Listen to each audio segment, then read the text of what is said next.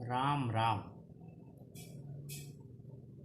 भक्त सूरदास या अंधा हो सकता है, भक्ति कभी अंधी नहीं होती।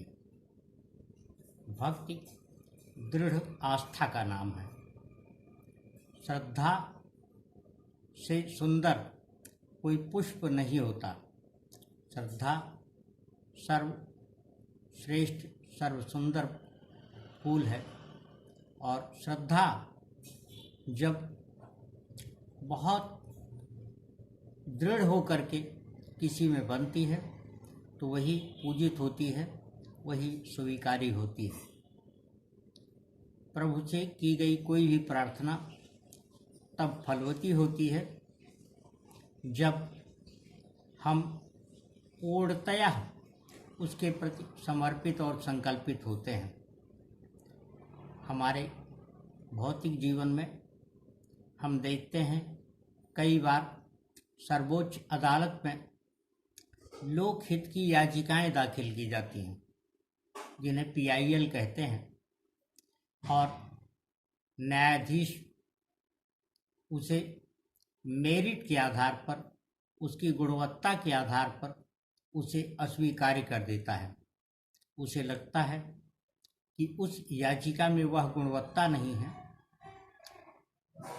जिसके आधार पर उसे स्वीकार किया जा सके। इसी प्रकार से बहुत बार ऐसा होता है जब हम अपनी किसी आवश्यकता को लेकर के किसी प्रकार का कोई आवेदन करते हैं और जो संबंधित प्राधिकारी है उसे अस्वीकृत कर देता है या संबंधित अधिकारी को वह प्रभावित नहीं कर पाती। इसका भी कारण यही होता है कि जब उस आवेदन को देखा जाता है, जांचा और परखा जाता है, तो उसमें मापदंड के अनुसार वो सारी योग्यताएं नहीं होती हैं जिनके आधार पर उन्हें अस्वीकृत कर दिया जाता है। इसी प्रकार से नौकरियां प्राप्त करने के लिए अर्हता निर्धारित होती है। अर्हता के अनुकूल जब कोई अभ्यर्थी नहीं होता है तो उसे अस्वीकृत कर दिया जाता है। यह अलग बात है कि नौकरियों के लिए संख्या सीमित होती है। हम अध्यात्म के पटल पर अगर इस बात को देखें तो प्रभु भी उसी प्रार्थना को स्वीकार करता है जिसमें गुणवत्ता होती है, जिसमें किसी एक व्यक्ति का भी हित हो और उसके साथ उससे जुड़े हुए किसी दूसरे का किसी प्रकार से अहित न हो। सुख की कामना एक ऐसी कामना है जिसको कोई भी कर सकता है, भले ही किसी कारण से वह किसी को प्रत्यक्ष सुख न दे सके, ऐसा करने में अक्षम अथवा असमर्थ हो। हमेशा यह ध्यान में रखें कि किसी भी प्रकार से अगर ध्यान हमारा कम हुआ तो ज्ञान कभी प्राप्त नहीं हो सकता है। ध्यान की अवस्था में ही ज्ञान आते हैं, और ज्ञान कहीं बाहर से नहीं आते हैं, बल्कि वो हमारी अपनी जानकारियों, हमारी अपने प्रज्ञा के आधार पर हमारे अंतश्चेतन में जो, या कहें कि हमारा जो कोश है मन मस्तिष्क का, उसमें जमा होते हैं, और वह तभी प्रवृत्त होते हैं, तभी उन्मुख होते हैं, तभी जगते हैं जब उससे संबंधित कोई बात हमारे सामने आती है और हम उस पर कुछ क्षण रुक करके गौर करते हैं। इसी को जीवन में संयम कहा गया है, इसी को धैर्य कहा गया है। और धैर्य संयम की महत्ता पर बहुत सारी बातें होती हैं, की जाती हैं, किंतु एक चीज़ सबसे महत्वपूर्ण होता है कि अगर हम अपने साथ हुए किसी भी प्रकार के कष्ट को, किसी भी प्रकार की अनापेक्षित घटना को, अप्रत्याशित घटना को अगर हम इस प्रकार से देखें कि वो हमारे किसी अच्छे या बुरे कर्म का प्रतिफल है, तो उससे जो संतोष हासिल होता है, उससे जो मन में स्थिति बनती है, उससे ज़्यादा सुख देने वाली या संतोष देने वाली कोई स्थिति नहीं हो सकती। लेकिन हम किसी घटना के लिए जब दूसरे को दोषी ठहराते हैं, दूसरों में दोष देखने लगते हैं, हम किसी दूसरे के द्वारा प्रकट की गई उसे मानते हैं, तो कदाचित हम प्रकृति के न्याय के विरुद्ध करते हैं, प्रकृति की व्यवस्था के विरुद्ध करते हैं। कोई भी स्थिति, चाहे वह अच्छी हो अथवा बुरी, वह मनुष्य के कृत कर्मों का ही परिणाम होती है। मनुष्य को ईश्वर ने सबसे सुंदर चीज ज्ञान और ध्यान के रूप में दी हुई है। उसे मन और मस्तिष्क दिया हुआ है, उसे सभी इंद्रियों से परिपूर्ण किया हुआ है, जिससे संसार में कोई भी व्यक्ति, मनुष्य और मनुष्य का रूप धरने वाले ईश्वर ने भी बारंबार अपने जीवन में साधा है, उतारा है और उसी के अनुसार समस्याओं का, चुनौतियों का सामना किया है। कहने का आशय यह है कि हम अपने अंतस को अगर जाने तो बहुत अच्छी बात होगी। स्नेह से श्रेष्ठ कोई श्रेष्ठ संबंधों के लिए नहीं बना है। स्नेह जिसका सीधा अर्थ जुड़ाव होता है, तार होता है, उससे मजबूत कोई भी तार ऐसा नहीं है जो दुनिया को जोड़ सके। स्नेह में प्रेम छुपा हुआ होता है। स्नेह में व्यक्ति में आत्मीयता की स्थिति होती है। स्नेह आत्मीयता को जगाता है। जब आत्मीयता के धरातल पर, आत्मीयता के पटल पर हम किसी प्रकार की कोई बात देखते हैं तो हमें, हमारे मन में एक साधारण सी स्थिति यह बनती है कि किसी भी स्थिति के लिए दूसरा कोई दोषी नहीं है, बल्कि उसके लिए हम स्वयं हैं या हमारी अपनी चेतना है, जिसका हमने किसी समय पर सही उपयोग नहीं किया या उस समय पर उचित उपयोग नहीं किया जिस समय हमारे सामने कोई अप्रत्याशित या अनापेक्षित घटना हमारे साथ हो गई।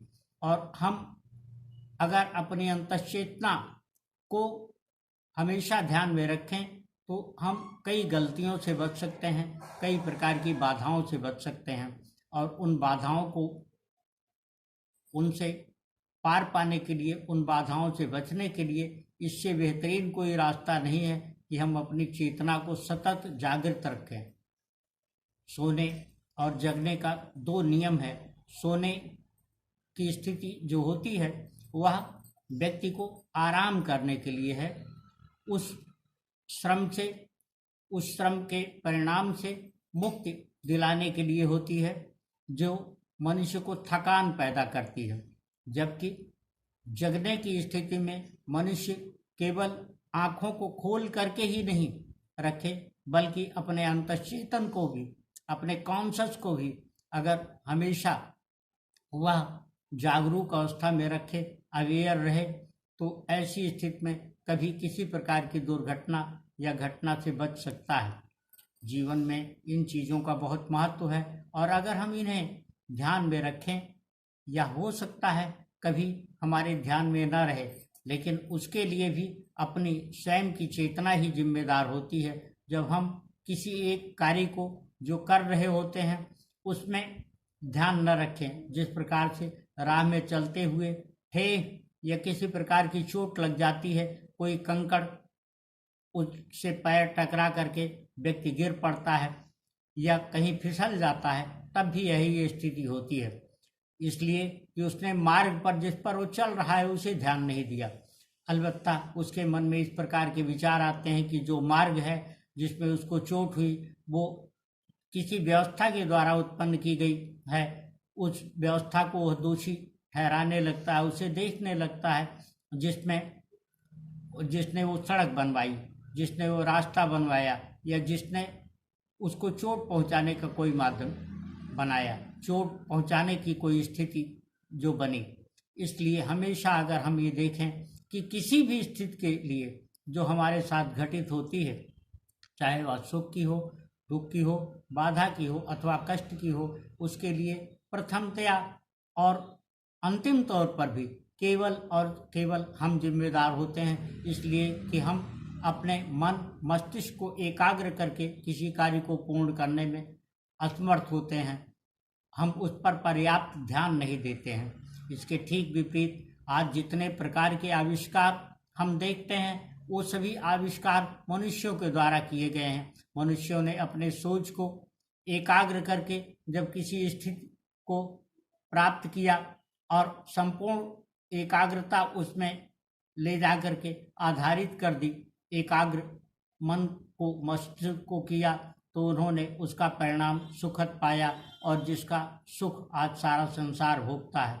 इसलिए यह ध्यान में रखे जाने की आवश्यकता है निरंतर, लगातार, कि कोई भी स्थिति हमारे सामने सुख की या दुख की प्रकट हो तो सबसे पहले हम अपने किसी कर्म, अपने किसी कर्तव्य के प्रकार के संदर्भ में उसे अगर देखें और अपने द्वारा किए गए कार्य या उसकी प्रक्रिया पर अगर ध्यान दें, हमने किस तरीके से कौन सा कार्य किया और उसका परिणाम जो भी मिला उसके साथ अगर उसे जोड़ करके देखें तो हम शांति को, संतोष को और सुकून को प्राप्त करते हैं। और तब हमें अपने कार्य में ही दोष दिखाई देते हैं और अंतःचेतना में बात आती है कि अगर हमने ऐसा किया होता या ऐसी स्थिति में हम सावधान रहे होते तो हमारे साथ किसी प्रकार की कोई दुर्घटना नहीं हो सकती थी।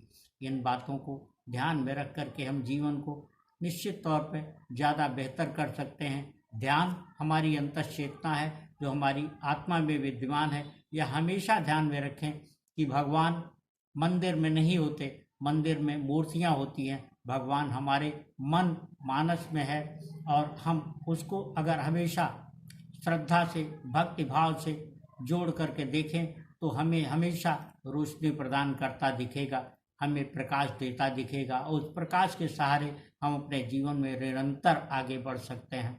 हर व्यक्ति जीवन को बेहतर और सुखद बना सकता है, सफल जीवन प्राप्त कर सकता है, लेकिन यह स्थिति तभी बनेगी जब हम किसी भी स्थिति में अपने को अपने ध्येय के प्रति समर्पित रखेंगे, मन को एकाग्र रखेंगे।